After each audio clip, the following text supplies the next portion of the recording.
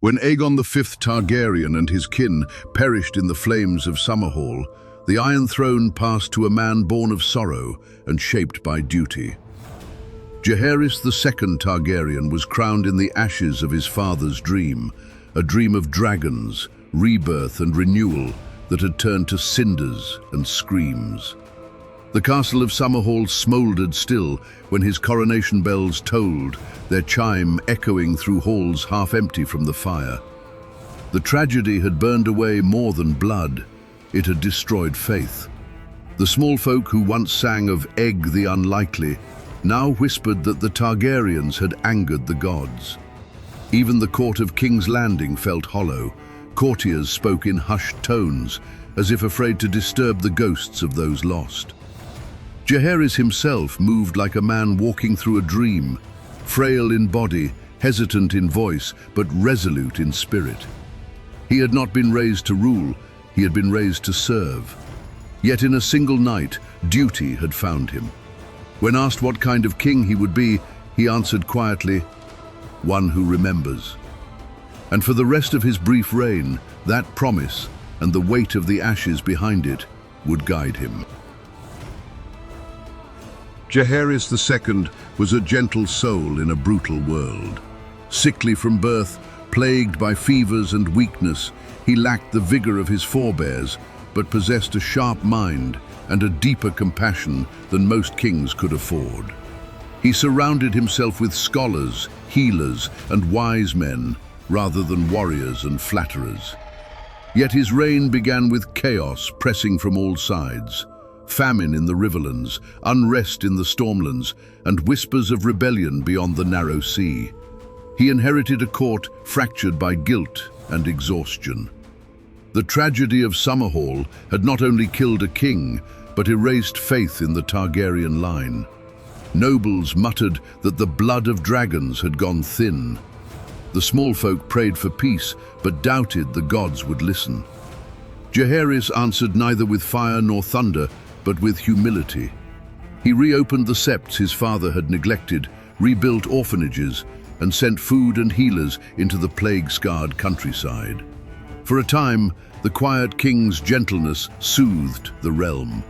But peace never lasts long in Westeros, and across the sea, an old shadow stirred. From the free cities came news of a coalition of exiles, pirates, and sellswords, led by 9 ambitious men who called themselves kings. Among them was a name Westeros had long feared to hear again, Maelys Blackfyre, the last of the line that had defied the Iron Throne for nearly a century. It was said he bore 2 heads, one grown beside the other, twisted and cruel, as if the curse of his father's rebellion had taken shape in flesh. The War of the Ninepenny Kings had begun. The Ninepenny Kings rose in the east like a storm. Their alliance, mercenary captains, exiled lords and pirate princes, set their sights on Westeros, promising to crown Maelys Blackfyre as king and divide the realm among themselves. The armies of the Golden Company, forged generations before by bitter steel in exile, marched once more under the banner of the Black Dragon. Jaehaerys, frail but unyielding, called the lords of Westeros to arms.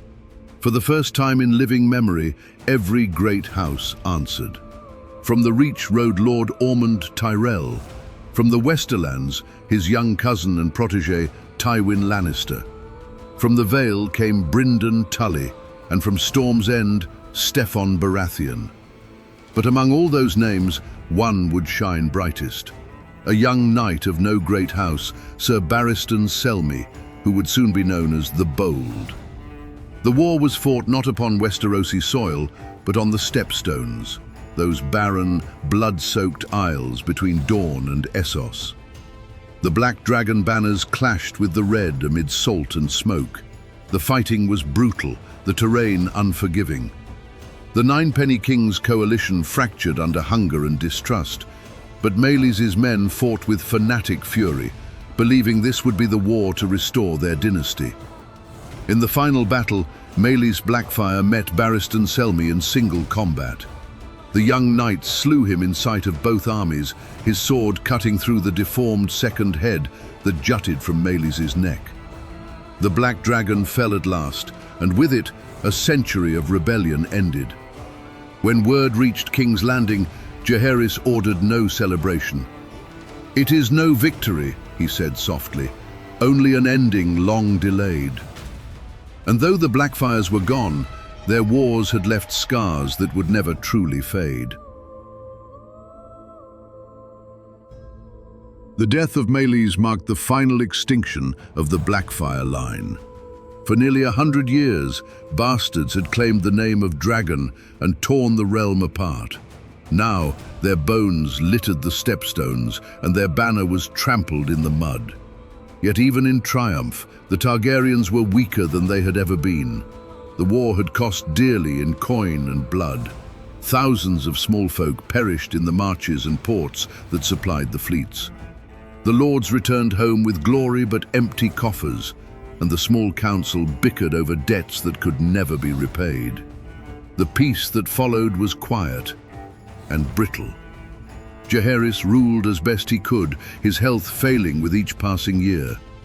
He relied heavily on his queen, Ser Targaryen, who shared both his blood and his burdens. Together they sought to stabilize the dynasty through a single fateful act, the marriage of their children, Aerys and Rhaella.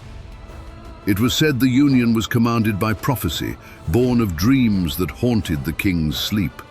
Some claimed he was told by a woods witch that only through this marriage would the Targaryen line endure. The wedding was solemn and joyless. The bride wept, the groom scowled. But the king believed destiny had spoken, and destiny, as the Targaryens had learned too often, does not ask permission. Peace returned, but it was not the peace of strength, it was the silence before the fall. Jaehaerys withdrew deeper into his chambers, consumed by study of prophecy and the restoration of his family's fading power. He spoke often of the promised prince, of a coming darkness that only dragon's blood could withstand.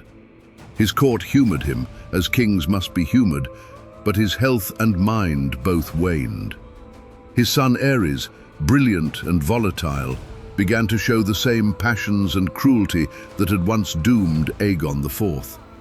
His daughter Rhaella, devout and sorrowful, became the quiet heart of the court. Together they represented the Targaryen extremes, fire and ash, fury and restraint, bound together by their father's faith in prophecy. The last years of Jaehaerys' life were filled with whispers. Some said he had seen the doom of his line in his dreams, others that he had tried to avert it and failed. He grew thin and hollow-eyed, haunted by visions no maester could explain. In the end, his reign ended as it had begun, in quiet sorrow. He died in his bed in the Red Keep, his final words a prayer that his children would know peace. They never would. Jaehaerys II Targaryen was remembered as the last king to unite the realm without tyranny. He had ended the Blackfyre threat, restored the crown's dignity, and guided the kingdom through its final years of order. But his triumph carried a curse. In binding his bloodline to prophecy, he had sown the madness that would consume it. His reign was a candle flickering in the wind, brief, bright, and doomed. Behind him lay the ashes of Summerhall. Before him, the fires of the Mad King and the rebellion that would end his house. Between those flames stood one frail man, trying with all his strength to hold the darkness back. For a moment, he succeeded. In the next episode, witness the rise and ruin of Aerys II Targaryen, whose brilliance turned to madness and whose paranoia set Westeros ablaze.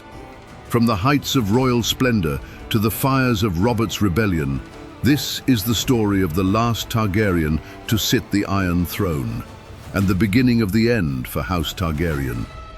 The dragon's roar will become its death cry.